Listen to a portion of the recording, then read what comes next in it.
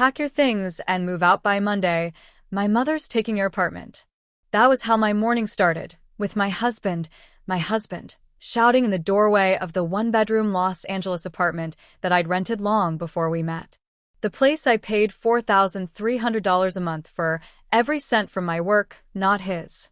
My name is Harper Lane, I'm 29. And if you think I was about to watch my life get stolen by people who'd never lifted a finger to build it, stay tuned. How do you stay calm when someone calls your independence temporary? His mother had already ordered new furniture to my address. The gall of it was almost impressive. White leather couches, gold curtains, a chandelier that would never fit through the door. Mom wants the keys by Sunday, he added, arms crossed like a landlord evicting a stranger. I blinked at him once. You mean my keys? He stepped closer. You'll find somewhere else. I've already moved the deposit. Then, when I tried to push past him to grab my phone, the back of his hand cracked against my cheek. The slap wasn't hard. It was calculated. The kind meant to humiliate, not hurt. He smirked. It's not yours anymore. The room went silent. Only the clock ticked. My face burned, but my voice didn't shake. You made a mistake. He laughed. You'll regret those words. I didn't answer. I just texted one number, the only one that mattered. My brother, Major Elias Lane, U.S. Army Intelligence Division. Within minutes, his reply came through. Stay calm. Don't leave the building. The next morning, before sunrise, the roar of diesel engines filled our street. When I pulled back the curtain, 5 military jeeps lined the curb, headlights glowing through the mist. My husband stepped out in his robe and froze, because standing on the pavement was Elias in full uniform. Elias didn't say a word at first. He just stood there, tall, silent, the kind of presence that made people instinctively step back. Behind him, 2 military police officers unloaded boxes from the jeep, paperwork in hand. My husband's voice cracked. What's happening? Elias turned to me. Harper, are you okay? For a second, I felt like a child again, my big brother checking if I'd scraped my knee. But this wasn't childhood. This was war, quiet and legal. I'm fine, I said, though my cheek still stung. They tried to take my apartment. Elias looked around the living room, at the half-assembled furniture his mother had delivered, at the boxes marked for Mom's suite. His jaw tightened. Then, calmly, he handed a folder to one of the officers. Document everything. Photos, receipts, timestamps. We'll start with the lease transfer attempt. My husband's smirk returned, weak, uncertain. You can't do anything. It's a domestic matter. Elias' tone didn't rise. When that domestic matter involves fraudulent housing transfer, theft, and assault, it becomes a federal issue. His mother appeared in the hallway, robe cinched tight, her perfume cutting through the air. This is ridiculous. My son has rights. That apartment was a gift. From who? Elias asked.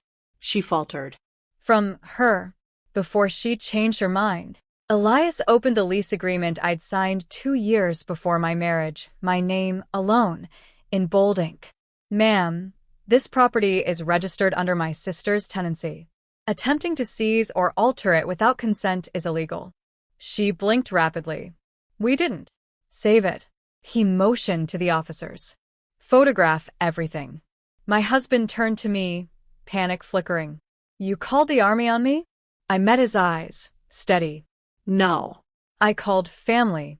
Outside, the first rays of dawn hit the military jeeps, gold and merciless. And for the first time in months, I felt safe. By noon, the building buzzed with whispers. Neighbors peeked from half-closed doors, pretending to check their mail while military officers cataloged every imported chair and chandelier my mother-in-law had smuggled in. Elias kept his tone cool, professional. Ma'am, you'll need to sign this acknowledgement form confirming you brought these items here, without the tenant's consent. She tried to laugh it off. Surely this is unnecessary. Sign, he repeated. The pen shook in her manicured hand. My husband paced the kitchen like a trapped animal. You're ruining my reputation. Do you even know who my clients are? I leaned against the counter. They'll find out soon enough that you assault women and falsify housing documents. He froze. You wouldn't. I already did, I said, sliding my phone across the marble. The video I'd recorded the night before, his slap, his threats, played at full volume. Elias had sent it directly to his legal liaison. Within an hour, 2 plainclothes detectives arrived to take statements. My husband's voice trembled as he tried to explain how a simple family misunderstanding had escalated. The officer only raised an eyebrow. Meanwhile, Elias sat with me by the window. I've already called a friend in the property division, he said quietly. They'll fast-track your protection order. He won't come near this place again. I nodded, exhaling a breath I didn't know I'd been holding. Outside, the jeeps began to roll away. My husband stood in the street, shouting something about lawyers and unfair treatment, but his voice was swallowed by the engines. Elias turned to me. Want me to stay tonight? I smiled faintly. No. You've done enough. I can finally sleep without checking the lock twice. When the last jeep disappeared, silence returned. Not the tense kind, but the healing kind. For the first time, my apartment felt mine again. The next morning, sunlight streamed through the blinds, catching on the torn pieces of the eviction notice I'd ripped up the night before. My face still ached faintly, but my chest felt light. I brewed coffee, poured it into my favorite chipped mug, and stood in the quiet hum of my reclaimed space. The world outside moved as if nothing had happened, but my world had changed completely. At 10 a.m., Elias called. You'll see something on the news, he said, his tone unreadable. On the local broadcast, a reporter stood outside my apartment building. Authorities responded yesterday to a domestic dispute involving an attempted illegal lease transfer and alleged assault. Military investigators assisted due to the involvement of an active service officer's family. They blurred my face, but not his. My husband's name ran across the ticker, along with his firm's name, the same firm that marketed itself as Integrity in Property Management. My phone lit up instantly, missed calls from him, then his mother.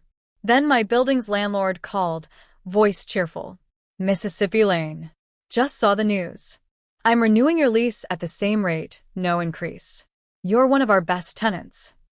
I smiled. For once, someone saw my worth without needing to destroy me first. By afternoon, I'd boxed up the last of his things, shirts, cologne, ego, and stacked them neatly by the door. I left a note taped on top. Your mother's furniture is at the curb. You can collect your lies with it. That evening, Elias returned in casual clothes, bringing Thai takeout. You good? He asked, handing me chopsticks. I nodded. Better than good. He raised an eyebrow. What's next? I looked around the apartment. Clean, free, peaceful. I'm thinking of buying. He grinned. With what? I smiled back. With the settlement I'm about to file. Outside, the city lights flickered like applause. 3 days later, a thick envelope slid under my apartment door. Inside, divorce papers. My husband's lawyer had stamped abandonment of marital property in bold across the top, as if kicking me out hadn't been enough. I called Elias. He listened without interrupting, then said, He's panicking. Let him. By the next morning, the panic had a price. His law firm suspended him pending an internal ethics investigation. Word travels fast when the news shows your face beside a headline that reads, Real estate broker involved in assault and fraud probe. Still, I wasn't satisfied. Not with revenge, but with truth. I met my lawyer, Candice Lee, in her downtown office. You ready to file? She asked. Yes, I said. And I'm adding a claim for emotional distress. Candice smirked. He'll settle before it goes near a courtroom. That afternoon, I received a frantic voicemail from my husband. We can work this out. Please, don't press charges. I deleted it. Later, as I walked through the city, I noticed how everything felt sharper. Colors, sounds, the rhythm of my own steps. Freedom has a strange texture when you've forgotten what it feels like. That night, Elias stopped by again, this time without his uniform. You look different, he said. I finally believe it's over, I answered. He nodded slowly. Good. But remember, closure isn't revenge. It's peace. The next morning, a delivery arrived.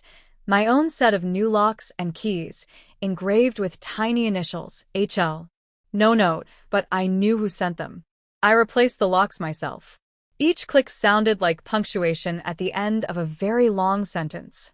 By sunset, I stood on the balcony, city lights reflecting off the new key in my palm. It wasn't about reclaiming a home anymore. It was about reclaiming me. The following week, my attorney called. "Harper, you might want to sit down," she said, barely suppressing a smile. She forwarded me a confidential memo, his firm's official statement. "We have terminated Mr. Randall Cole effective immediately following verified reports of fraud and misconduct." Fraud. That word rang like music. I hadn't said a single public word. I didn't have to. The truth had done the work for me. Meanwhile, social media was tearing him apart. A video leaked from the night of the confrontation. Neighbors had filmed military jeeps parked outside our building, the scene looking like a government raid. The clip had over 3 million views with captions like, "Don't mess with a soldier's sister." Elias called, laughing, "You're trending." I exhaled, half amused, half overwhelmed. That's the last thing I wanted. "Maybe not," he said, "but it's the kind of justice that finds people who think they're untouchable." That evening, as I walked home from a client meeting, I saw the light from my apartment glowing warm through the windows. My reflection in the glass didn't look like a victim anymore. It looked like someone who'd rebuilt herself from ashes and glass. I ordered Thai food again, my comfort ritual now, and ate by the window while the city moved below, unaware of the quiet victory above it. When my phone buzzed, it wasn't fear anymore. It was an alert from my bank. $85,000 wire transfer received from settlement. I smiled. Outside, the city hummed like an orchestra tuning before a new song. The old Harper, the one who apologized for taking up space, was gone. In her place stood a woman who understood her worth and would never let anyone rewrite her story again. The settlement hit my account on a Thursday morning, quiet and clean, no courtroom, no public statement, just a digital notification that closed an ugly chapter. Elias texted, "Congrats, major win literally." I laughed out loud for the first time in months. Later that day, I met Candace, my lawyer, at a small cafe near the courthouse. "You handled this better than most," she said, stirring her espresso. "No chaos, no meltdown, just precision." I smiled. Years of being underestimated are excellent training. "Do you know what you'll do with the money?" I nodded. Yes. "Something that actually builds, not destroys." By evening, I was at a real estate office downtown, signing papers for a 2-bedroom condo overlooking the city. Paid in full. No mortgage, no dependents, no names attached but mine. When the realtor handed me the keys, I remembered my husband's words, "It's not yours anymore." I looked down at the metal key pressed into my palm and whispered, "It never stopped being mine." The next morning, I visited Elias at his base before his unit's deployment. He stood by the jeep, arms crossed, proud and worried at the same time. "You sure you're okay on your own now?" he asked. "More than okay." I hugged him tight. "Go to your job, big brother. I'll do mine." He smiled. "Keep doing what scares men who underestimate you." Back home, I unpacked boxes in my new place. The space smelled of fresh paint and new beginnings. I hung my framed degree, set my laptop on the desk, and watched the sun spill gold across the floor. No ghosts, no shouting, no fear, just peace. A full year later, I stood on the balcony of my condo, the skyline glittering like a promise I had finally learned to believe in. The world had moved on, but I hadn't forgotten. I'd transformed. The headlines faded, the settlement money became investments, and I built something meaningful from the wreckage. The Harper Foundation, a small nonprofit that provided housing support to women starting over after domestic financial abuse. Every week, I met women who whispered the same things I once did. I thought I couldn't survive without him. Now I got to smile and say, "You can." One morning, an envelope arrived without a return address. Inside was a short note in my ex-husband's handwriting. "You destroyed my life. I hope you're happy. I folded it once, set it in the shredder, and pressed start.